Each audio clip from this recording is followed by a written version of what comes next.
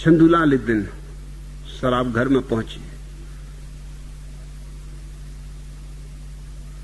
दुकान के मालिक से कहा कि अगर मैं अपनी बाएं आंख को दांत से काट के बता दूं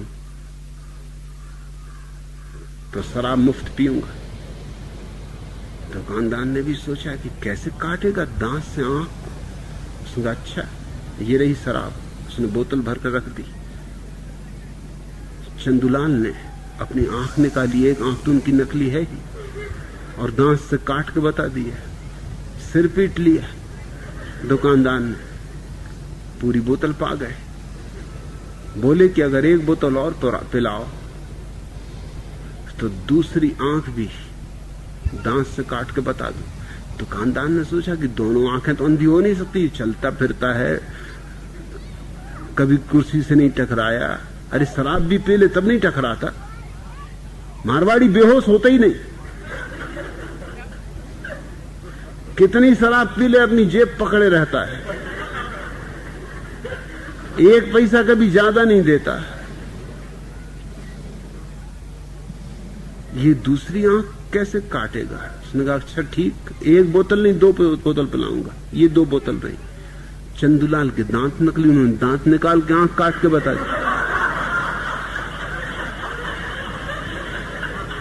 उस दुकानदार ने सिर पीट लिया। उसने कहा हद हो गई, मारवाड़ी से कौन जीते। चंदूलाल ने कहा और है हिम्मत? तो भी अब तू और क्या करेगा? उसने कहा कि वो देखते उस कोने में कम से कम 30 फीट दूर टेबल पर जो गिलास रखा खाली, कहां देखता हूं कि यहीं से पेशाब करके उसको भर सकता हूं। अब तो दुकानदार ने कहा कि ये बेटा नहीं कर पाओगे, 1000 रुपए का दांव लगाता हूं। तो लगा ले, निकाल 1000 यहां रखो, ये मेरे 1000 रखे। दुकानदार ने सोचा अब सब वसूल कर लेना ठीक है, क्योंकि ये क्या इसके बाप दादे भी इकट्ठे हो जाएं सब, तो 30 फीट दूर गिलास को भर दे जीवन जल से, बहुत मुश्किल है।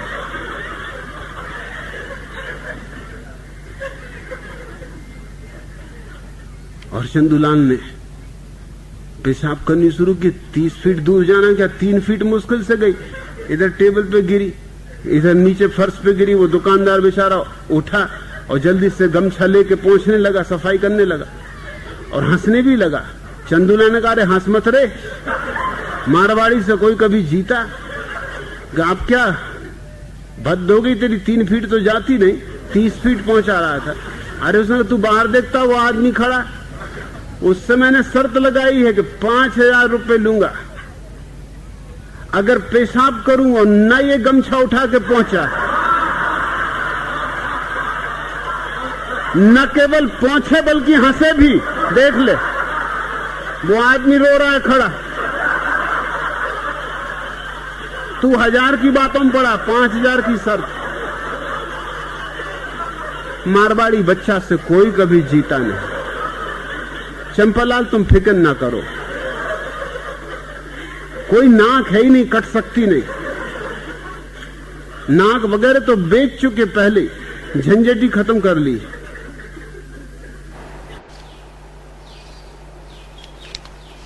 सेठ धन्नालाल की पुत्री जब 28 वर्ष की हो गई और आसपास के लोग ताना देने लगे कि यह कंजूस दहेज देने के भय से अपनी बेटी को कुंवारी रखे हुए है, तो सेठ जी ने सोचा कि अब जैसे भी हो लड़की का विवाह कर ही देना चाहिए, क्योंकि जिन लोगों के बीच रहना है, उठना बैठना है, धंधा व्यापार करना है, उनकी नजरों में गिरना ठीक नहीं। उन्होंने लड़के की खोज शुरू कर दी। पड़ोस के ही गांव के एक मारवाड़ी धनपति का बेटा चंदूलाल उन्हें पसंद आया। जब वे लोग सगाई करने के लिए धन्नालाल के यहां आए तो चंदूलाल के बाप ने पूछा, आपकी बेटी बुद्धिहीन अर्थात फिजूल खर्ची तो नहीं है? इस बात का क्या प्रमाण? क्योंकि हमारे घर में आज तक कोई फिजूल खर्च व्यक्ति नहीं हुआ है और हम नहीं चाहते कि कोई आके हमारी परंपरा से जुड़ती चली आ रही संपत्ति को नष्ट करे। बाप दादों की जमीन जायदाद हमें जान से भी ज्यादा प्यारी। यह देखिए मेरी पगड़ी मेरे बाप को मेरे दादा ने दी थी, दादा को उनके बाप ने, उन्हें उनके पितामह ने, और उनके पितामह ने अपने बजाज दोस्त से उधार खरीदी थी। क्या आपके पास भी ऐसा फिजूल खर्ची न होने का कोई ठोस प्रमाण? धन्नालाल जी बोले, क्यों नहीं, क्यों नहीं, हम भी पक्के मारवाड़ी हैं, कोई ऐरे गहरे नत्थु खैरे नहीं। फिर उन्होंने जोर से भीतर की ओर आवाज देकर कहा, बेटी धन्नो, जरा मेहमानों के लिए सुपाड़ी वगैरह तो ला। चंद क्षणोपरांत ही धन्नालाल की बेटी सुंदर अल्युमिनियम की तस्तरी में एक बड़ी सी सुपाड़ी लेकर हाजिर हुई। सबसे पहले उसने अपने बाप के सामने प्लेट की। धन्नालाल ने सुपाड़ी को उठा के मुंह में रखा, आधे मिनट तक यहां वहां मुंह में घुमाया, फिर सुपाड़ी बाहर निकालकर सावधानी पूर्वक रुमाल से पहुंचकर तस्तरी में रख अपने भाभी समधी की ओर बढ़ाते हुए कहा, लीजिए अब आप सुपाड़ी लीजिए। चंदुलाल और उसका बाप दोनों ये देख के ठगे से रह गए। उन्हें हतप्रभ देखकर धन्नालाल बोले, अरे संकोच की क्या बात, अपना ही घर समझिए, तकल्लुफ की कतई जरूरत नहीं। यह सुपाड़ी तो हमारी पारंपरिक संपदा है, पिछली 4 शताब्दियों से हमारे परिवार के लोग इसे खाते रहे। मेरे बाप, मेरे बाप के बाप, मेरे बाप के दादा, मेरे दादा के दादा, सभी के मुंहों में यह रखी रही है।